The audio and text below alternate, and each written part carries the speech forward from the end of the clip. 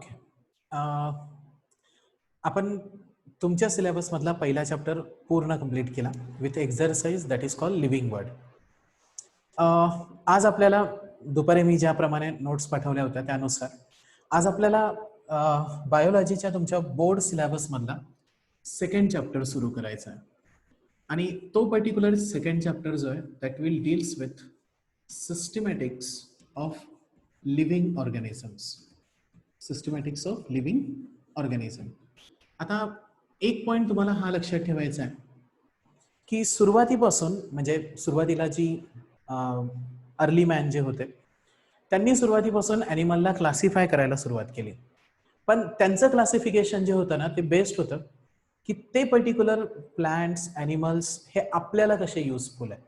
म्हणजे याचा अर्थ जेव्हा क्लासिफिकेशन प्रोसेस सुरू झाली तेव्हा ती क्लासिफिकेशन प्रोसेस जी होती ती क्लासिफिकेशन प्रोसेस बेस्ड होती की ॲनिमल्स किंवा प्लांट्स आपल्याला कसे युजफुल आहे. म्हणजे ते आपल्याला फूड देत आहेत, ते आपल्याला शेल्टर देत आहेत, ते आपल्याला क्लॉथिंग देत आहेत. म्हणजे क्लासिफिकेशन ही प्रोसेस जेव्हापासून सिव्हिलायझेशन सुरू झालंय तेव्हापासून चालत आली.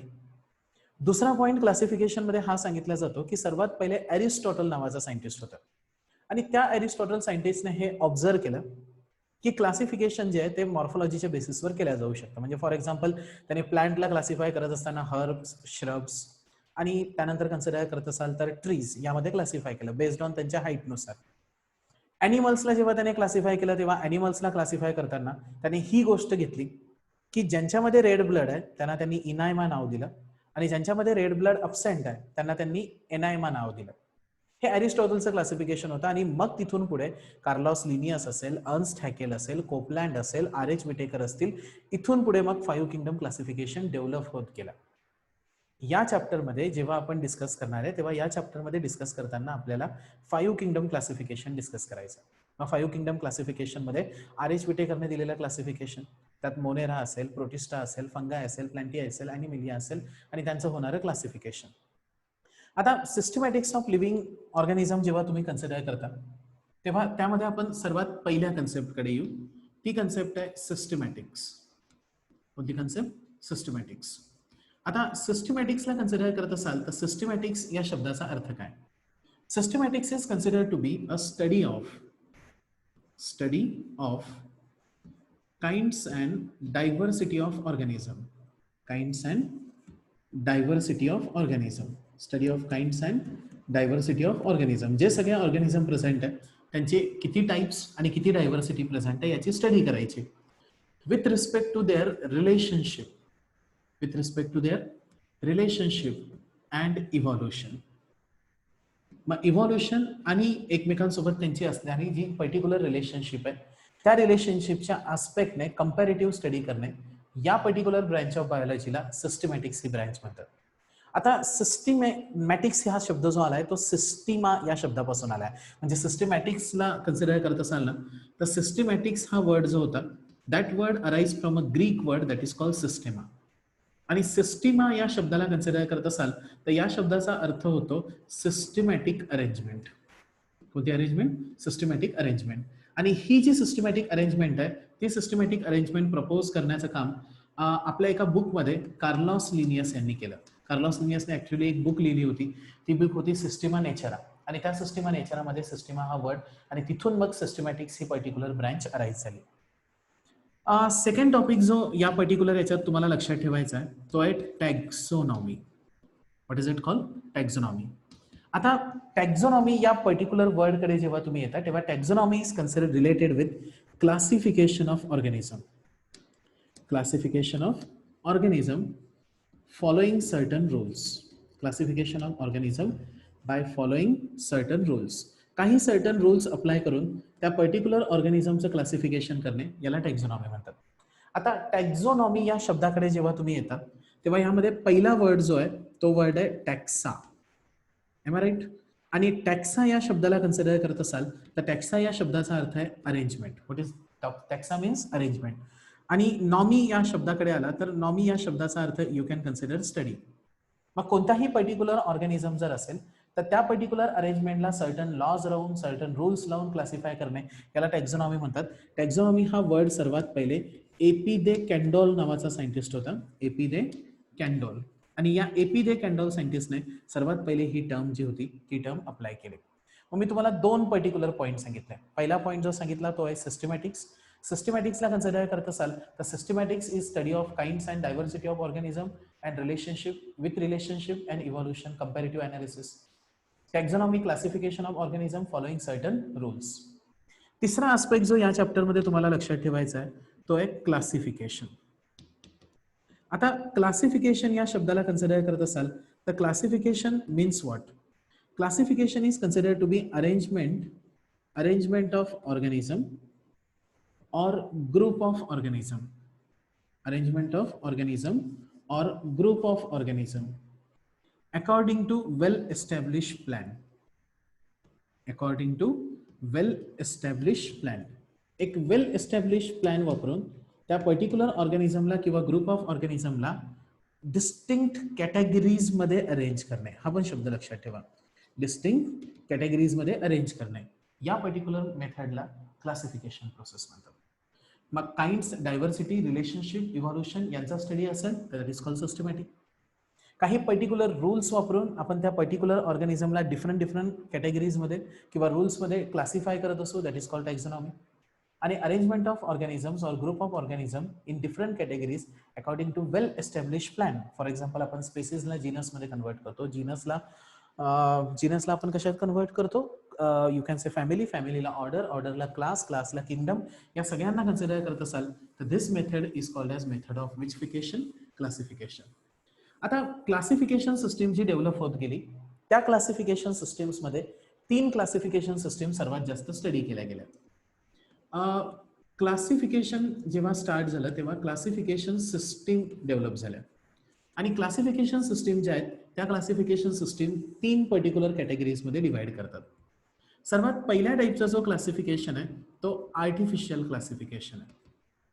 Second type of classification system जी आली ती नॅचरल क्लासिफिकेशन सिस्टीम आहे. आणि third type of classification system जी आली ती फायलोजेनेटिक क्लासिफिकेशन सिस्टीम आहे.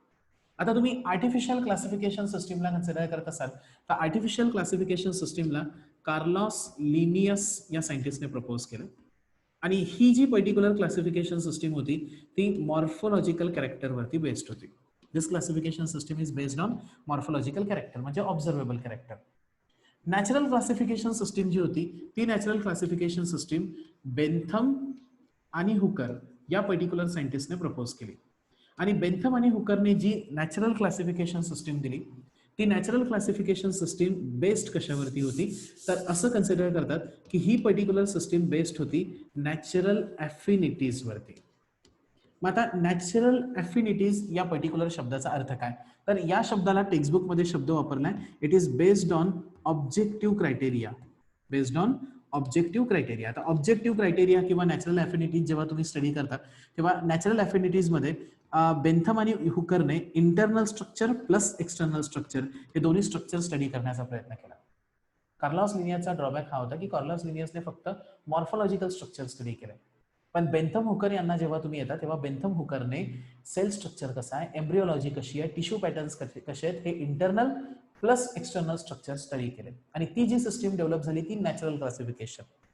आणि फायलोजेनेटिक सिस्टीमकडे जेव्हा येतात तेव्हा एंगलर अँड प्रँटलर हे पर्टिक्युलर 2 सायंटिस्ट जे होते त्यांनी फायलोजेनेटिक सिस्टीम दिली. आणि फायलोजेनेटिक सिस्टीम जी होती that is based on evolutionary relationship. Based on evolutionary relationship. Okay, हे 3ही क्लासिफिकेशन सिस्टीम्स आणि त्यांचे सायंटिस्ट लक्षात ठेवा. For example artificial classification Carlos Linnaeus based on morphological character. Natural classification Bentham and Hooker, natural affinities, objective criteria, consider internal plus external character. Phylogenetic Engler and Plankler based on evolutionary काय relationship. Okay, मग मी आता तुम्हाला सांगताना सर्वात पहिला जो topic सांगितला तो सिस्टमॅटिक्स. सिस्टमॅटिक्स नंतर टॅक्झॉनॉमी, टॅक्झॉनॉमी नंतर क्लासिफिकेशन. आणि मग क्लासिफिकेशन सिस्टीम ज्या आल्यात त्या 3 टाइप्स मध्ये डिवाइड होतात. पहिली आर्टिफिशियल, दुसरी नॅचरल आणि तिसरी कोणती फायलोजेनेटिक. ओके, आता ह्या 3ही क्लासिफिकेशन सिस्टीम दिल्यानंतर कार्ल वोज नावाचा एक सायंटिस्ट आला आणि त्या कार्ल वोजने एक नवीन ऍडव्हान्स क्लासिफिकेशन सिस्टीम क्रायटेरिया वापरून तयार केली. कार्ल वोजने जी क्लासिफिकेशन सिस्टीम प्रपोज केली त्या क्लासिफिकेशन सिस्टीमला 3 डोमेन क्लासिफिकेशन म्हणतात. कोणतं classification? 3 domain classification. 3 domain classification जे ते प्रपोज करणारा जो सायंटिस्ट होता तो सायंटिस्ट होता कार्ल वोज. आणि कार्ल वोज यांना कन्सिडर करत असाल तर कार्ल वोजने हा क्लासिफिकेशन सिस्टीम देत असताना जो क्रायटेरिया यूज केला होता तो क्रायटेरिया लक्षात ठेवा की consider the criteria of RNA, that is called ribosomal RNA. आणि त्याला असं लक्षात आलं की कार्ल वोज याने जेव्हा क्लासिफिकेशन सिस्टीम सुरू केली तेव्हा त्याने सांगितलं की सर्वात क्लासिफिकेशन सिस्टीम मधला आपण हायर कोण मानतो? किंगडम. कॅटेगरी आपण कोणती कन्सिडर करतो? किंगडम. पण कार्ल वोज याने किंगडम पेक्षा वरती असणारी कॅटेगरी प्रपोज केली आणि ती कॅटेगरी जी होती ती डोमेन. कार्ल वोजने जेव्हा डोमेन प्रपोज केले तेव्हा त्या पर्टिक्युलर डोमेनला प्रपोज करताना त्याने क्रायटेरिया RNA म्हणजे रायबोझोमल RNA लावला. आता जेव्हा त्याने हा रायबोझोमल RNA क्रायटेरिया लावला तेव्हा त्याने पूर्ण युनिव्हर्सला 3 डोमेन्स मध्ये डिवाइड केलं. 3 डोमेन्स मध्ये. मी तुम्हाला सांगितलं डोमेन्स हा किंगडमच्या वरचा पार्ट आहे. आणि 3 डोमेन्स जे त्यांनी डेव्हलप केले त्या 3 डोमेन्स मध्ये पहिला डोमेन जो होता तो होता आर्किया. दुसरा डोमेन जो त्याने दिला तो होता बॅक्टेरिया. आणि तिसरा डोमेन जो होता तो होता इओकॅरिया. कोणते कोणते डोमेन्स होते कार्ल वोजचे? पहिला डोमेन होता आर्किया, बरोबर आहे. दुसरा डोमेन जो त्यांनी दिला तो होता बॅक्टेरिया आणि तिसरा डोमेन जो दिला इओकॅरिया. तुम्हाला एक गोष्ट लक्षात ठेवायचं आहे की आर्कियामध्ये मग नंतर त्यांनी किंगडम तयार केले. काय तयार केले? किंगडम. मग आर्किया जो डोमेन होता त्यामध्ये त्यांनी किंगडम ऍड केला आर्की बॅक्टेरिया. कोणता किंगडम ऍड केला? आर्की बॅक्टेरिया. बॅक्टेरिया जो किंगडम होता त्या पर्टिक्युलर बॅक्टेरियामध्ये त्यांनी इओ बॅक्टेरिया हा किंगडम ऍड केला. आणि जो इओकॅरिया होता त्यामध्ये राहिलेले 4 किंगडम RH विटेकरचे त्यांनी ऍड केले. प्रोटिस्टा, फंगाय, प्लॅन्टी आणि ॲनिमिलिया. आता थोडासा शांतपणे विचार करा, किंगडम्स किती झाले? 1 2 3 4 5 6. याचा अर्थ 3 डोमेन क्लासिफिकेशनने या युनिव्हर्सला किती किंगडम मध्ये डिवाइड केलं? 6 किंगडम मध्ये. कार्ल वोज यांनी प्रपोज केलं की जे एन्शियंट बॅक्टेरिया होते जे हार्श एन्व्हायरमेंट मध्ये सुद्धा जगू शकतात त्यांना त्यांनी आर्की बॅक्टेरिया नाव दिलं. जे ट्रू बॅक्टेरिया होते त्यांना त्यांनी इओ बॅक्टेरिया नाव दिलं. आणि मग त्यांनी प्रोटिस्टा, फंगाय, प्लॅन्टी आणि ॲनिमिलिया ही क्लासिफिकेशन सिस्टीम प्रपोज केली. आता जेव्हा तुम्ही 3 डोमेन क्लासिफिकेशन कडे येता तेव्हा 3 डोमेन क्लासिफिकेशनला लक्षात ठेवताना लक्षात ठेवायचं it was propose by Carl Woese. Carl Woese यांनी ही सिस्टीम प्रपोज करताना जो क्रायटेरिया यूज केला तो क्रायटेरिया होता RNA म्हणजे रायबोझोमल RNA. त्यांनी RNAच्या कंपोजिशनच्या बेसिसवर या पूर्ण युनिव्हर्सला 3 पर्टिक्युलर क्रायटेरियामध्ये किंवा डोमेन्समध्ये डिवाइड केलं. एक पण डोमेन म्हणजे काय तर किंगडमच्या वरती असणारी कॅटेगरी. पहिला होता आर्किया ज्यात आर्की बॅक्टेरिया, बॅक्टेरिया, इओ बॅक्टेरिया आणि इओकॅरियामध्ये प्रोटिस्टा, फंगाय, प्लॅन्टी आणि animalia. Is this clear? Okay. आणि यांच्या दोघांमध्ये जो डिफरन्स होता तो त्यांनी सेल वॉलच्या बेसिसवर केला.